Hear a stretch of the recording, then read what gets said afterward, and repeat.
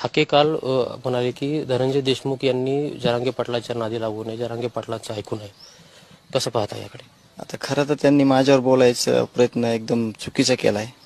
मला ते सांगताना जर ते न्यायाच्या भूमिकेत असते तर मी त्यांना उत्तर दिलं असतं.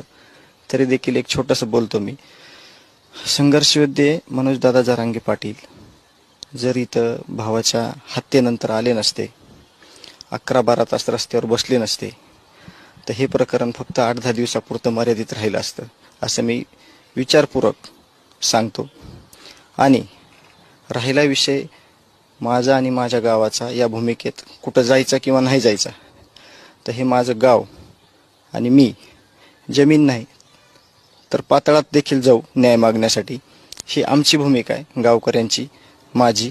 त्याच्यामुळं त्याच्यावर जेवढ्या मर्यादा आहेत तुम्हाला दिलेल्या घालून तेवढंच बोलायचा प्रयत्न त्यांनी करावा. जे कोणी आमच्यावर बोलले आहेत त्यांच्यासाठी हा म्हणजे उद्देश आहे माझा. हाके एकीकडे स्वर्गीय संतोष देशमुख यांना न्याय मिळावा असं म्हणत आहेत, तर दुसरीकडे ते धनंजय मुंडे यांना पाठिंबा सुद्धा देत आहेत. न्याय मागण्याचे जे प्रामाणिक प्रयत्न आहेत ते हे 58 दिवसात ज्यांनी केलेत त्यांच्या भूमिका सगळ्या महाराष्ट्रानं बघितल्यात.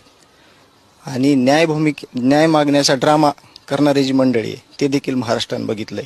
फक्त न्याय पाहिजे, न्याय मागणे याच्यात न्याय मिळत नसतो. कुठंतरी फील्डवर जाऊन, कुठंतरी ऑफिसला जाऊन, कुठंतरी न्यायालयात जाऊन, कुठंतरी या यंत्रणेमध्ये घुसून काहीतरी प्रयत्न केला प्रामाणिक, त्याला न्याय मागणे म्हणतात. कुटुंबांचं सांत्वन करणे, कुटुंबाच्या सोबत राहणे, याला न्यायाच्या भूमिकेत जे लोकप्रतिनिधी आहेत आपल्या जिल्ह्यातले, बाहेरचे, सामाजिक क्षेत्रातले, हे न्यायाच्या भूमिकेत आहेत.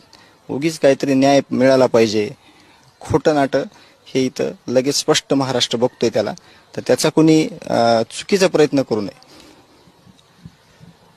कॅमेरामॅन आप्पासाहेब मोहोरकरसह मी यशपाल भोसले.